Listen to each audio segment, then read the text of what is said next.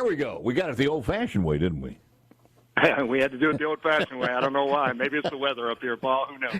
It could be that transmission one way or the other. Doesn't matter. We got you loud and clear, and we thank you for spending some time with us. There's just so many different things going on here, and I know that the campus is abuzz.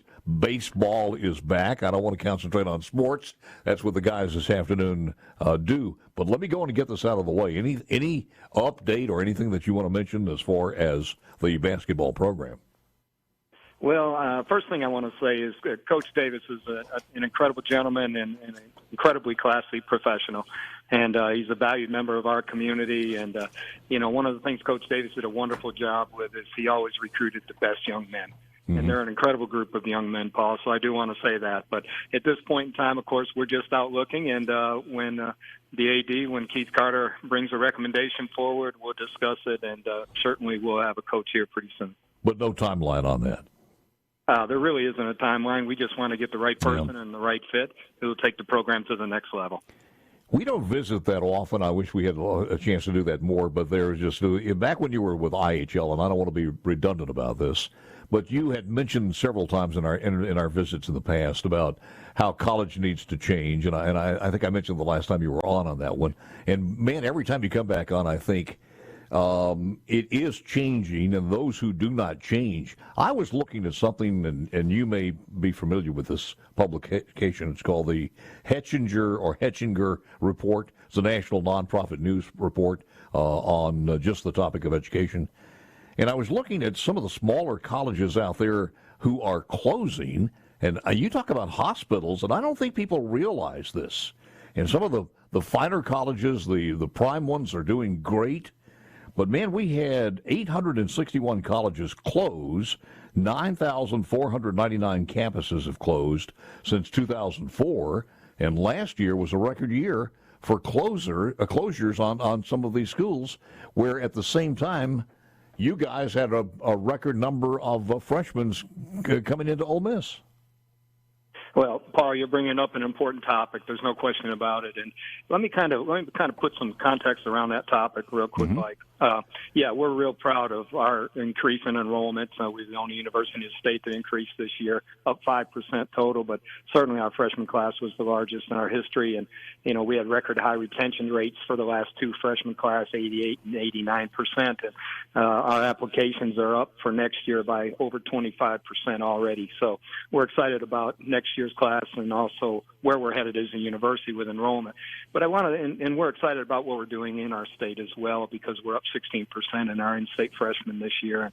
But here's one of the factors that matters. Now, high school graduates are down slightly, and I'm sure you've heard that, and people talk about an enrollment cliff that actually has probably already arrived, and so on and so forth. We had about, I guess it was 36,700 or so high school graduates last year, down slightly, not much from 21. But here's the key figure that people really aren't focused on, I don't think, and that is we're down 5% by the number of those students who actually attend a university or community college in our state. So that figure is closer to 21,000 students that we all, meaning all 23 public institutions, communities and colleges and universities, along with, our private universities, make it even more. There's 7 or 8 of those in our state. And then with the universities on our borders trying to recruit our best and brightest students as well. All of that says that 21,000 students is not a lot of students for all of us to be recruiting and battling to come to our campuses. So in turn, that's one of the biggest challenges right now. I think K-12 education is doing a wonderful job in our state, graduating more students, but we've got to somehow convince them to come the collegiate route and to come into higher education. I don't see anything turning that around, because you get two factors going into the economy, number one, and number two, and people don't want to talk about this, but it's affecting us nationwide, and that's the birth rate.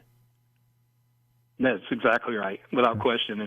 And you and I have talked before about how competitive this business is, and the fact that 75% of our operational funds come strictly through tuitions. So without enrollment and without students, it is very, very difficult to keep your doors open, as you mentioned, with all these universities who are struggling and challenged by this. Yeah. But Dr. Boyce, the logical thing, me looking at it from this angle as a marketing kind of guy, first of all, you have to have a value for what you're spending, and you have to bring the cost down. Are those two things even possible in most universities today?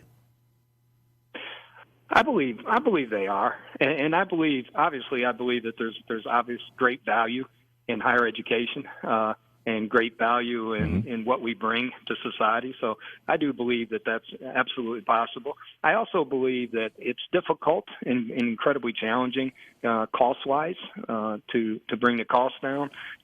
We continue to raise tuitions, and once again, as I mentioned, that's where we get our operational monies and our ability to expand our universities and create new programs for students and so on. But what's so very, very important, Paul, and this is what we're incredibly focused on here at Ole Miss right now, and we've got the highest graduation rates in our history right now, but students need to make it across that stage, Paul. They're taking an incredible investment in higher education when they come to us.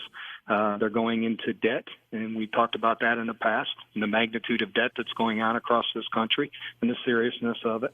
And so in turn, when they only make it part way, when they don't finish, when they don't have that degree and that paper in hand, it changes the entire trajectory of their life. And so making it across that stage, being awarded that degree, and continuing their education to keep pressing, keep pushing forward, whether it's a master's, whether it's law school, med school. I don't care what it is beyond a bachelor's degree, but I tell students all the time, the bachelor's degree is a very important part of the journey, but it's only part of the journey. Your life's trajectory is going to be about that last degree and what you want to achieve and what kind of life you want for you and your family. A lot of people don't understand this, but the amount of government funding that goes to a particular university, any of the universities, versus how much private money goes in there is not what it used to be. It's changing. Yeah. Is it at Ole Miss? Yeah, it's been changing for many, many years. This isn't anything new. It's been changing. I'll say this much. Our state government did a wonderful job last year. That our legislators, our governor, everybody did as much as they possibly could for us last year. It was really a banner year when the state had some significant money, and they really invested back in us, and we're incredibly appreciative of that and hope that they can continue that for as long as they can, because we are a tremendous investment. Sometimes people look at us from a government standpoint and think about us as an expense, but that's the wrong attitude, the wrong approach. They should be looking at us as an investment, because that's what we are. And we're committed at Ole Miss. Matter of fact, we're developing new ideas right now about economic development for our state, about our research, and where can we take that to make that more robust to assist and to serve our state. So in turn, when people start talking about the expense that a state has to put into higher education, that's the wrong terminology.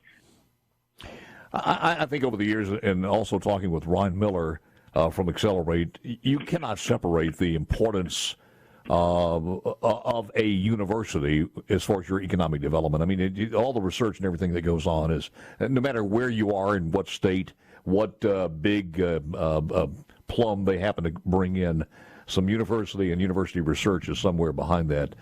So it's most important. I do have to ask you this, though. Do you think the students are taking on more debt than they need to now? I mean, we go back and we look at 30 or 40 years ago. These kids were, taking 2 or 3 jobs, living hand to foot just to get that education degree. Then you come back and you look at them now, and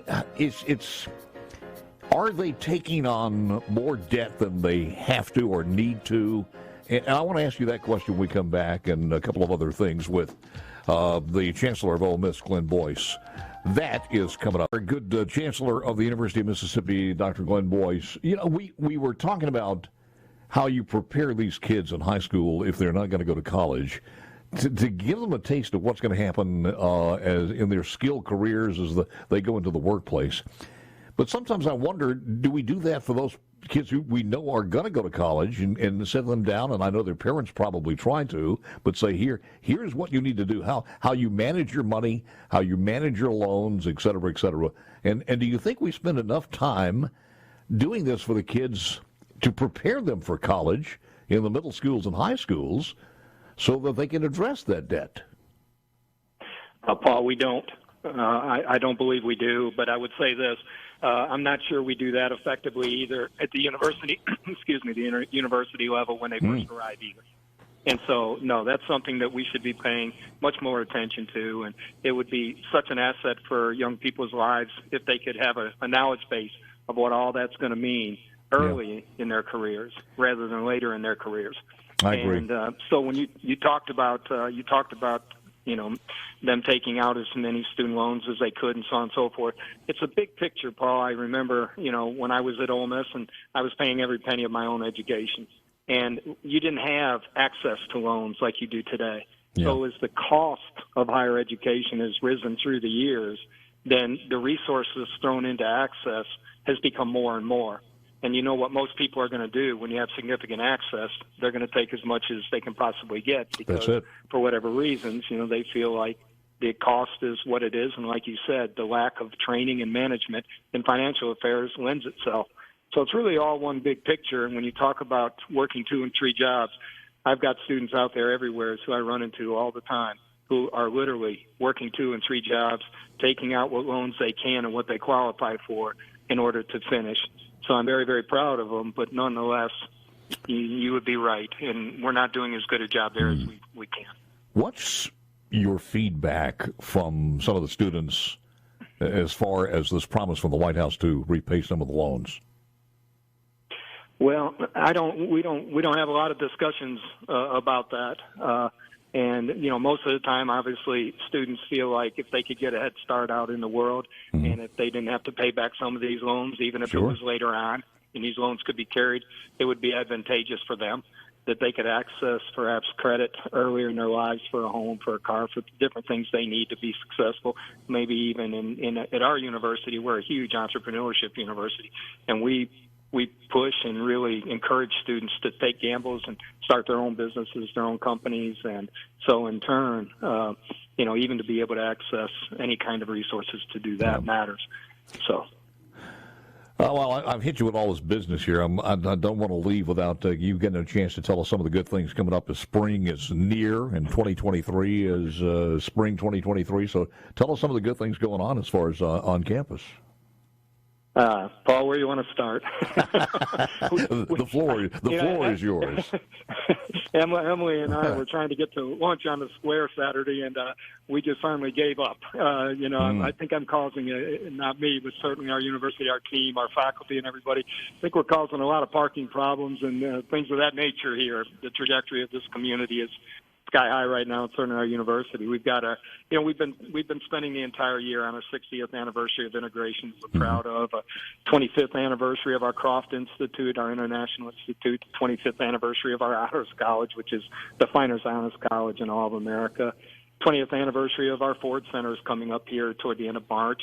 And then the 175th anniversary of this university will be here this November before we know it. And so in turn, we are celebrating all kinds of magnificent histories at our universities. And of course, when you're at, America's most beautiful campus and you've got this tremendous college town, the vibrancy and trajectory is sky high right now. And like I mentioned, we've got, with the common application, students can apply to many more universities they could in the past. But, we are sitting on over 29,000 applications for this freshman class this year. Wow. Now, obviously, they will decide to go lots of other places and so on. And obviously, we can only take so many.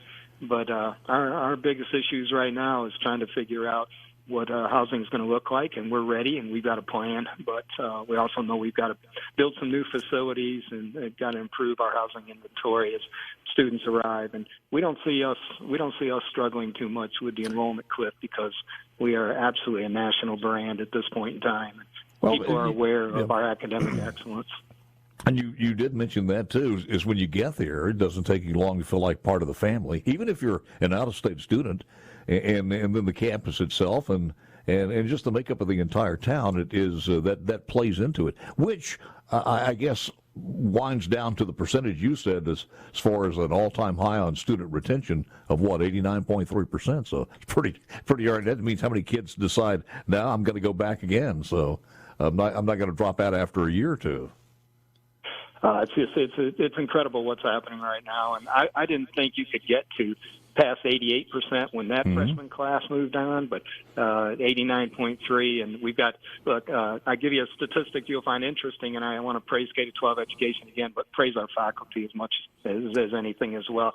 They're incredible. But we have this great first-year program, but our Mississippi students in this freshman class this year, our Mississippi students' overall grade point average coming out of high school was 3.73.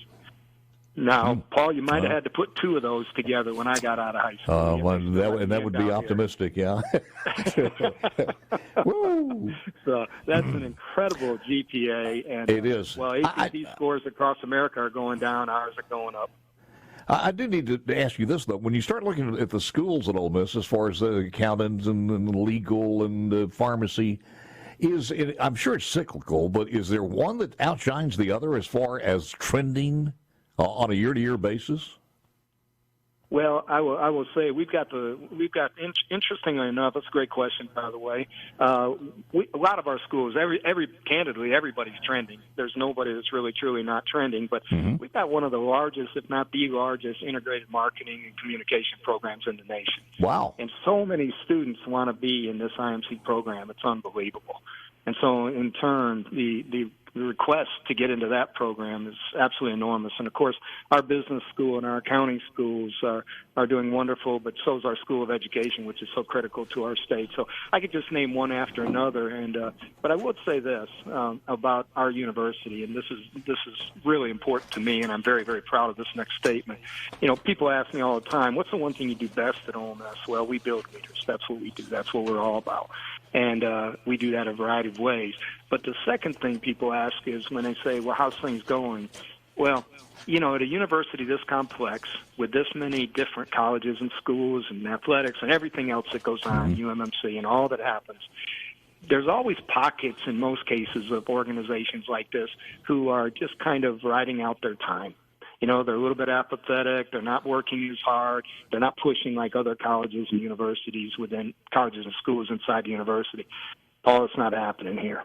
Right now, I can honestly say, and this is something I'm very proud of, is that everybody at this university is pushing for whatever next level means within their scope and within their school or college. It's incredible what's happening. And the demands for space and the demands for resources and the demands for different things right now are just coming full speed at us because everybody wants to see us improve, go to the next level of excellence.